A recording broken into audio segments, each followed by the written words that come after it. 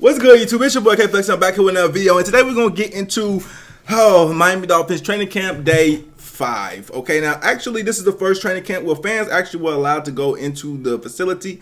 Obviously, I did not go because that's too far from me, and also because I don't need to explain myself why I didn't go, but I didn't go. I wish I could go though. One day I'm actually going to go. It looked like a lot of fun. I know it's hot out there. I know that damn Delta variant probably running crazy in Florida right now because it'd be too many people. I'm praying for everybody in Florida. I know most of y'all probably in Florida. I'm praying for all y'all right now. I know that Delta variant is probably going crazy out there. I ain't gonna lie to you. It's all type. Ever since Rolling Loud, I ain't gonna lie. I've been scared. I'm scared of Florida. Okay. But at the end of the day, you gotta live your life. Gotta have fun. Do what you gotta do. Anyways, we get into practice now.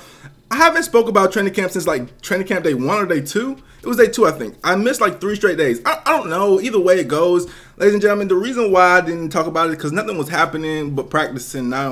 Most time I don't know what to say about practice. Like, it's just practice. I mean, what threw a touchdown at practice to Reuben Foster. Like, I mean, at the end of the day, like I don't really know what to say sometimes. But today we actually got interesting news. Some news about Xavien Howard, some news about Tua's, and some news about Albert Wilson, some news about center depth chart, because this was the first practice where people could attend. We actually got news on the depth chart. Before, we never knew any news on the depth chart, but now we do.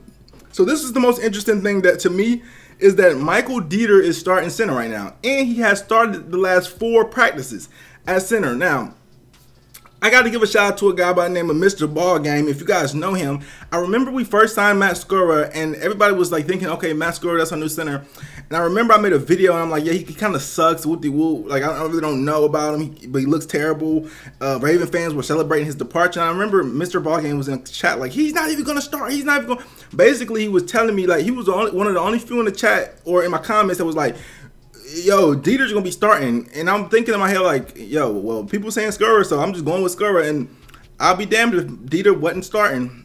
Well, obviously it's not settled, but he's starting right now. So that was actually, so I gotta give a shout out to Mr. Ballgame, because I do remember he said that, and I said if he was saying it like he was so confident that Dieter was gonna be starting, and it looks like he is. So listen, it's just practice right now. Who knows who's gonna actually start? But I just had to give a shout out to him for that.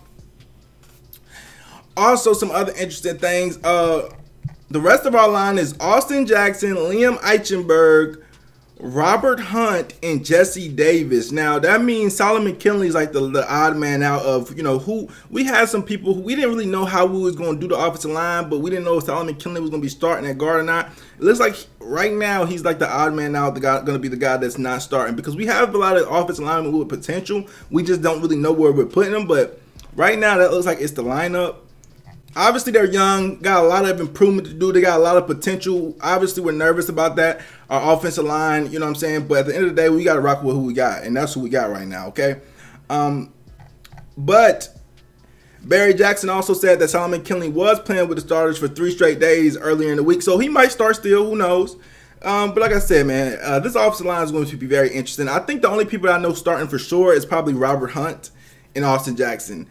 Everybody else to me is like, they could get switched out, they could get moved around, but I think those 2 are pretty solidified, and then the rest of the 3, I'm not quite sure on. That was awesome.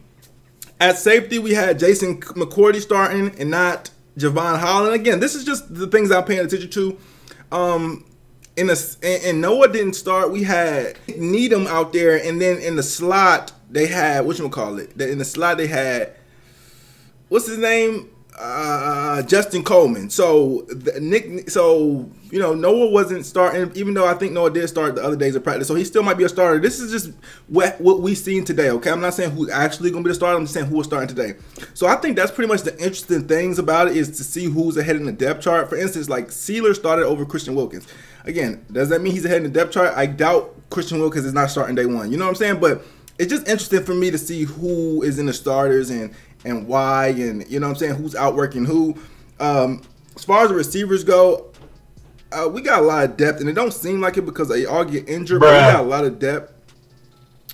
Lynn Bowden fumbled today, and I feel like every mistake that any of these receivers make is going to be magnified times 10 just because of the amount of receivers that we have. So I feel like in the talent that we have at receiver, every time they make a mistake, I just feel sorry for them. Like Lynn Bowden fumbling today is really bad. Mike Gesicki didn't practice, but other than that, we want to talk about Tua a little bit. Tua was throwing a lot of touchdown passes today. He was throwing a lot of good passes from my understanding. I seen like one clip, but I didn't really see, like, obviously I wasn't there, I didn't see. But he was throwing a lot of passes, and sources was saying that this was his best practice ever in 2 years. So that's very, very exciting to hear about, that this was an amazing practice for Tua. Again, I don't really know how to react to practices. I hope every one of them is amazing, but yeah, Tua had a really great practice today. Even though a lot of his weapons is injured, such as Mike Gesicki, such as Devontae Parker, such as Preston Williams, he still had a very, very fantastic practice. That's awesome to hear. Overall, I'm super confident in Tua. Happy with him. Don't want Deshaun Watson. Not even thinking about Deshaun Watson right now. Tua did throw one interception if you were keeping count or care, but he also threw a lot of nice passes, a lot of touchdowns, and it looked like Albert Wilson, one of his favorite targets so far in practice, which is kind of a shocker to me at least, because Albert Wilson, if you would have asked me before training camp who was the most talented or who was the best receivers on the team, I don't think Albert Wilson would have been in the top 5 probably. I don't know. I was damn near thinking he wasn't going to make the team, but he looking really good. I've been seeing his name a lot. And last but not least, we'll talk about Xavien Howard, where he did not practice today again with this minor ankle injury. I just know for a fact that he could practice if he wanted to. He just doesn't want to because he hasn't gotten paid yet, so he's just making a business decision or, you know, a personal decision to not practice. But he did say something that was very, very interesting that I'm excited about. At the end of practice, they interviewed him, and he said he would actually prefer to sign with the Dolphins. So at this point, up until this point, I didn't really know, or we did not know, if he just hated us to the point where he just was ready to get traded, or it was something that was fixable, it was salvageable. Because a lot of people was acting like it's about respect at this point. It's deeper than money, so we don't know, which, you know what I'm saying, is a good assumption. But actually, he said he would actually prefer to play for us. So he doesn't feel that disrespected, obviously. He doesn't feel that. He doesn't hate the team.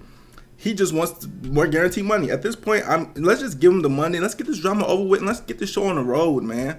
I mean, whatever we do, we're gonna do. I'm not pushing the team to do anything, but I would, at this particular point, just give him the money so we can get this. We can just get started.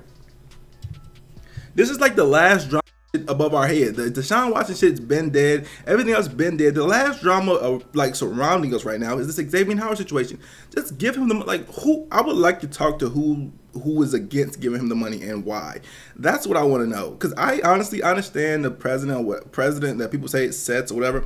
I get that. I get that he just got paid. Trust me, I definitely get that. I'm on that side too. He just got paid, but I would like to know, like, just logically, if I wish I could have a conversation with whoever's deciding not to pay him and be like, yo, let's think about, obviously, right now I like that we're holding out, kind of calling his bluff, but it don't seem like he's bluffing.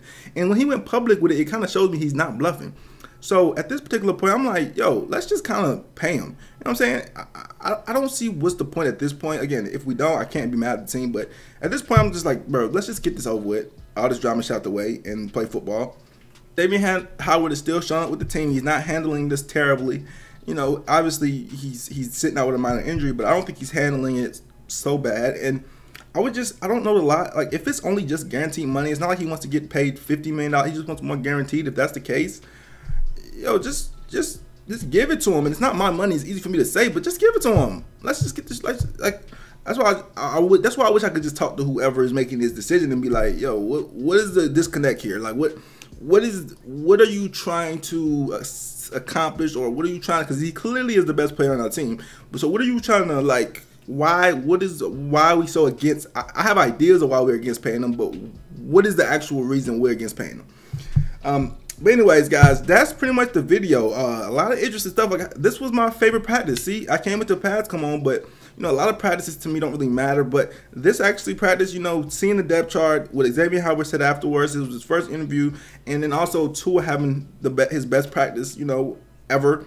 You know, there's a lot of positive to talk about this video. Okay, like, comment, subscribe. Let me know what you guys think about this whole thing. Like, comment, subscribe. Road to 11 Courage Book and Flexing. I'm out.